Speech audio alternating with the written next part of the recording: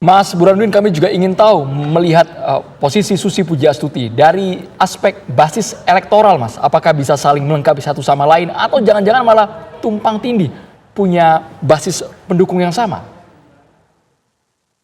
Jadi pertama begini ya, kalau dari sisi basis pemilih Bu Susi Pujiastuti itu umumnya kelas menengah atas memang.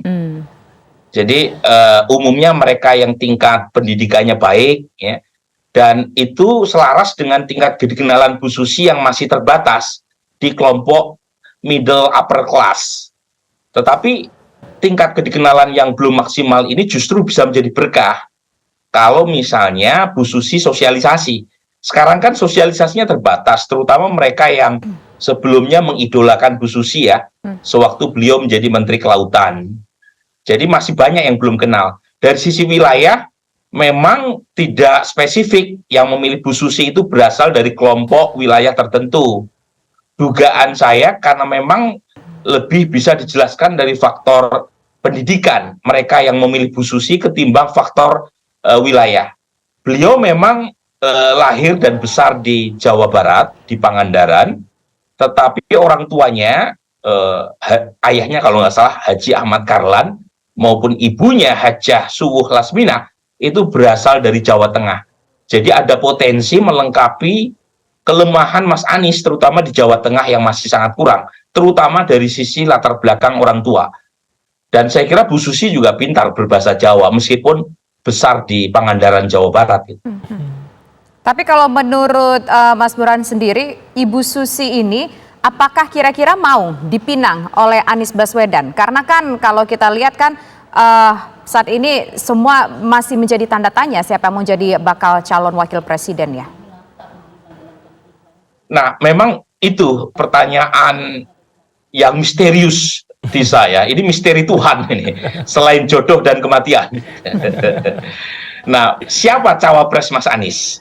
Nah, menurut saya memang kalau dari sisi elektabilitas per hari ini, tentu AHY lebih tinggi elektabilitasnya dibanding Bu Susi.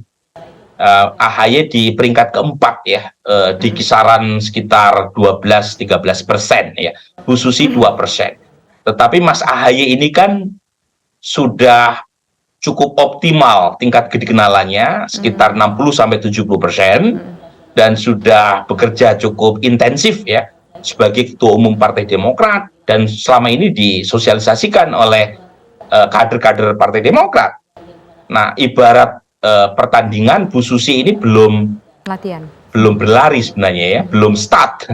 Nah, sementara Mas AHY sudah lama kan memulai startnya, terutama sejak terpilih sebagai Ketua Umum Partai Demokrat, dan terutama lagi setelah beliau bertanding sebagai calon gubernur DKI Jakarta 2017. Jadi memang tidak sama startnya, tetapi dari sisi dukungan politik, tentu Mas AHY menentukan. Karena kalau misalnya Demokrat menarik diri akibat kecewa kalau misalnya Mas Anies memilih Bu Susi, maka Mas Anies gagal berlayar, kecuali Mas Anies dan Bu Susi mampu mencari partai pengganti kalau misalnya Demokrat ngambek. Nah, sejauh ini kan green light dari Nasdem dan PKS. Tapi dua partai ini saja tidak cukup untuk bisa melayarkan Mas Anies dan Bu Susi maju dalam pertarungan elektoral 2024. Jadi kuncinya adalah cawapres yang bisa diterima oleh tiga partai. Nah, masalahnya tiga partai ini kan tidak seluruhnya punya kesepakatan nama yang sama siapa pendamping Mas Anies. Nah, ini misteri tadi yang menurut saya perlu dituntaskan segera, karena Mas Anies sudah dicapreskan sejak Oktober 2022.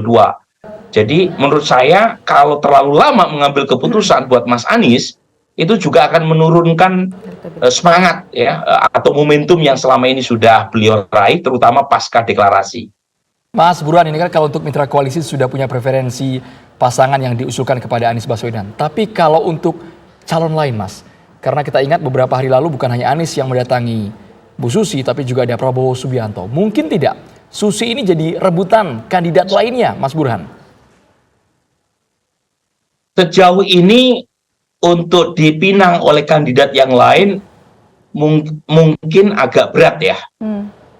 Pertama, dari sisi Pak Prabowo membutuhkan calon wakil presiden yang kuat di wilayah Jawa Timur dan Jawa Tengah. Nah, sejauh ini Bu Susi belum cukup kuat di situ. Nah, kemudian dari sisi Mas Ganjar, nama Bu Susi juga tidak disebut, baik dalam 10 nama maupun shortlisting 5 nama. Jadi memang meskipun saya tahu Bu Susi sangat dekat ya dengan Ibu Mega, tetapi per hari ini Bu Susi tidak masuk shortlist 5 nama yang disebut oleh Mbak Puan dalam acara di Jawa Tengah beberapa waktu lalu. Jadi satu-satunya potensi Bu Susi terbuka peluangnya sebagai cawapres adalah jika Mas Anies itu melirik ke Bu Susi sebagai pendampingnya. Dan menurut saya ada banyak kesamaan memang Mas Anies dan Bu Susi. Satu, sama-sama menteri Pak Jokowi di periode pertama. Kedua, sama-sama punya narasi perubahan. Jangan lupa, Bu Susi ini dianggap tidak dipilih oleh Pak Jokowi di periode kedua karena bersinggungan dengan salah satu menteri kuat di Pak Jokowi ya. Dalam ini adalah Pak Luhut. Jadi dianggap punya narasi perubahan yang mungkin konsisten dengan apa yang selama ini dijual oleh Mas Anies. Dan terakhir ada gimmick ya, ada chemistry ya, ada chemistry antara keduanya.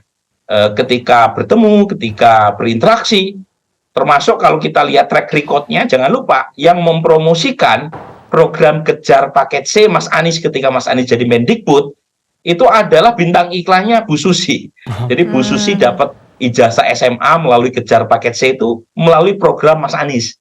Jadi ada banyak chemistry yang mempertemukan, tapi lagi-lagi satu tantangan ya yang membuat Bu Susi gagal berlayar ya bersama Mas Anies adalah kalau ada salah satu dari partai pendukung Mas Anies yang menarik diri dari koalisi perubahan kalau Mas Anies memilih Susi. Itu saya kira yang membuat Bu Susi bisa gagal. Oke, kita tunggu saja apa jawaban dari misteri yang menjadi pertanyaan kita bersama sore hari ini. Terima kasih Mas Burhan atas waktunya sudah bersedia berbincang bersama kami. Selamat petang. Bisa, sama-sama Andrew. Ya Mas.